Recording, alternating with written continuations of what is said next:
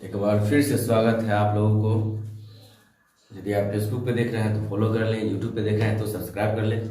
आगे बढ़ते हैं। यह आपका सेकेंड एपिसोड है, सेकेंड वीडियो बना रहे हैं हम वास्तविक संख्या पे, जो 2024 में 10th का जो एग्जाम होगा उसमें पूछने वाला है। मोस्ट इम्पोर्टेंट क्वेश्चन सब हम डिस्कस करने वाले हैं, तो बने रहिए और आगे वीडियो देखिए। यहाँ बोल रहा है 140 के अभाज्य गुणनखंड में 7 का घातांक क्या है। 140 के अभाज्य गुणनखंड में, तो सबसे पहले 140 को अभाज्य गुणनखंड में थोड़ा लीजिए। अभाज्य गुणनखंड मतलब लघुत्तम ले लेंगे। 140 को अभाज्य गुणनखंड 2 से 14, 0 2 से 35 गुना 70, 5 से 5 सत्ते 35। तो अभाज्य गुणनखंड को सजाएंगे तो 2 के पावर 1, 2 ठो है तो 2 के पावर 2 हो जाएगा। 5 है 1 ठो तो 5 के पावर 1, 7 1 ठो है तो 7 के पावर 1। तो बोल रहा है वही गुणनखंड में 7 का घातांक क्या होगा। तो 7 का घातांक यहाँ पे क्या है, 7 के घातांक 1 है, तो यहाँ आंसर हो जाएगा हमारा बी हो जाएगा। अगला बोल रहा है यूक्लिड विभाजन प्रमेयिका के अनुसार किन्हीं दो धनात्मक पूर्णांकों a और b के लिए ऐसे अद्वितीय पूर्णांक q और r विद्यमान है कि a बराबर bq प्लस r, जहां r संतुष्ट करता है। इसमें से क्या ऑप्शन हो सकता है, संभावना क्या है। तो चूंकि हम 6th 7th में पढ़े होंगे कि भाज्य बराबर भाजक गुने भागफल प्लस शेषफल होता है। इस यही नियम है, उसी को हम यूक्लिड विभाजन प्रमेयिका कहा जाता है। जहां जो है कोई भी संख्या से हम भाग देंगे किसी भी संख्या में, तो जिससे हम भाग देते हैं उससे छोटा ही शेषफल होता है हमेशा। और शेषफल 0 से बड़ा या बराबर भी हो सकता है, r4 रिमाइंडर होता है शेषफल, लेकिन जिससे भाग देते हैं उससे हमेशा छोटा ही होगा। तो आंसर मेरा हो जाएगा सी। क्योंकि देख लीजिए ये बोल रहा है 1 से बड़ा, तो शेषफल जरूरी है कि 1 से बड़ा हो। इस b से तो छोटा ही होगा, जिससे हम भाग देंगे उससे हमेशा शेषफल छोटा ही होता है। यहाँ पे देख लीजिए b के बराबर भी दिया गया है, इसलिए ये भी ऑप्शन नहीं होगा, ये भी ऑप्शन नहीं होगा। अब इसमें आ जाइए, 0 से बड़ा बोल रहा है, 0 भी हो सकता है शेषफल ना, तो ये नहीं होगा। सिर्फ बड़ा बोल रहा था इसलिए नहीं होगा। यहाँ पे 0 से बड़ा या बराबर भी हो सकता है शेषफल, लेकिन b से हमेशा छोटा ही होगा, इसलिए ऑप्शन मेरा सी हो जाएगा। आगे चलते हैं। तीसरा नंबर क्वेश्चन है, यदि m एक धनात्मक पूर्णांक है तो एक धनात्मक समपूर्णांक का रूप होगा। ये क्वेश्चन ऐसा टाइप का क्वेश्चन जो है पिछले ईयर भी पूछा गया था।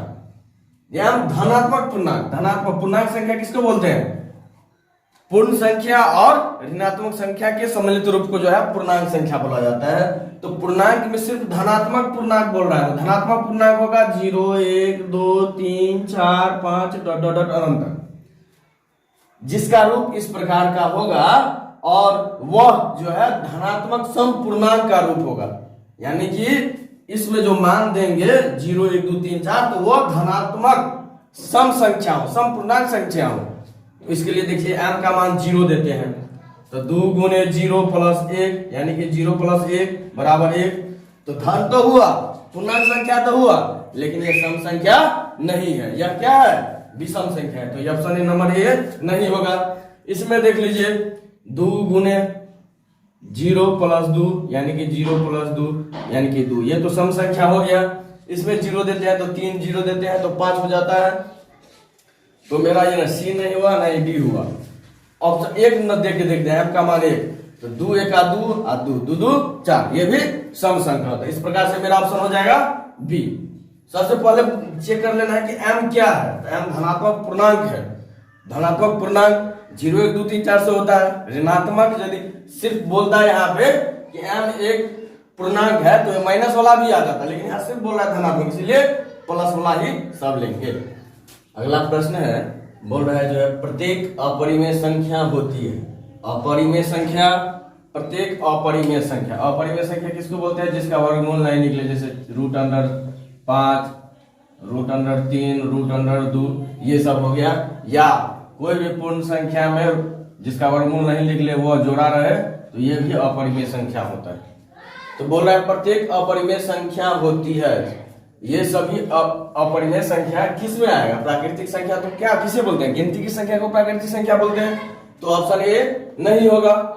बी देखिए बोल रहा है एक पूर्ण संख्या, तो पूर्ण संख्या 0 1 2 3 4 होता है, तो ये भी नहीं होगा। अगला है सी पूर्णांक संख्या। तो पूर्णांक संख्या में क्या होता है, 0 1 2 3 4 तो होबे करता है जो पूर्ण संख्या में होता है, माइनस वाला संख्या ऋणात्मक संख्या भी होता है, ऋणात्मक और पूर्ण संख्या के समुच्चय को पूर्णांक संख्या बोला जाता है, तो ये भी नहीं होगा, ये हो जाएगा वास्तविक संख्या। अपरिमेय संख्या क्या है? एक वास्तविक संख्या है। वास्तविक संख्या बताए थे परिभाषा, ये वास्तविक संख्या जो है परिमेय संख्या एवं अपरिमेय संख्या के समुच्चय का होता है। तो अपरिमेय संख्या क्या है? एक वास्तविक संख्या। ऑप्शन नंबर डी हो जाएगा। अगला क्वेश्चन है, यदि 42 बराबर 35 गुने 7 प्लस 35 गुने 1 प्लस 7 एवं 35 बराबर 7 गुने 35 प्लस 0, तो 42 और जो है 35 का मौसा क्या होगा? ये भ्रमित करने के लिए दे दिया है। 35 गुने 1 प्लस 7 और 35 बराबर 7 गुने 35, सिर्फ दिखाने के लिए। हमको तो मूल निकालना है 42 और 35 का, तो दोनों का अभाज्य गुणनखंड तोड़ेंगे, तो 2 गुने 3 गुने 7, 35 को लिख सकते हैं 5 गुने 7, अभाज्य गुणनखंड में तोड़ेंगे तो मौसल होता है जो दोनों में कॉमन हो, तो दोनों में कॉमन जो है 7 है, तो 42 और 35 का जो है मौसल हो जाएगा 7। Option number B. नेक्स्ट प्रश्न है, निम्नलिखित में से कौन परिमेय संख्या है? परिमेय संख्या के बारे में तो पढ़े हैं, परिमेय संख्या के बारे में पढ़े हैं कि जिसे p बटा q के रूप में हम दर्शा सकते हैं। p और q पूर्णांक संख्या होता है और q बराबर 0 नहीं होता है, तो जिसे p बटा q के रूप में लिख सकते हैं। और दूसरा शब्द में ये भी बोले थे कि जिसका वर्गमूल नहीं निकलेगा वो किसी भी संख्या में रहे वह परिमेय संख्या नहीं होगा।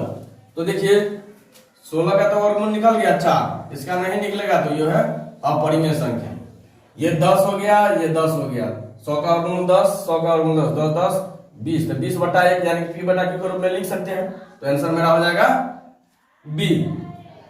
अगला देख लीजिए, 4 का वर्गमूल तो निकलेगा, 3 का नहीं निकलेगा, तो ये हो गया अपरिमेय संख्या। 25 का वर्गमूल 5 होगा, फिर 5 का नहीं निकलेगा वर्गमूल, रूट अंडर 5 है, इसका नहीं निकलेगा, तो ये हो गया अपरिमेय संख्या। ये भी परिमेय संख्या नहीं है, तो ऑप्शन होगा मेरा आंसर हो गया बी। नेक्स्ट प्रश्न है, निम्न में से किसका दशमलव प्रसार शांत हो?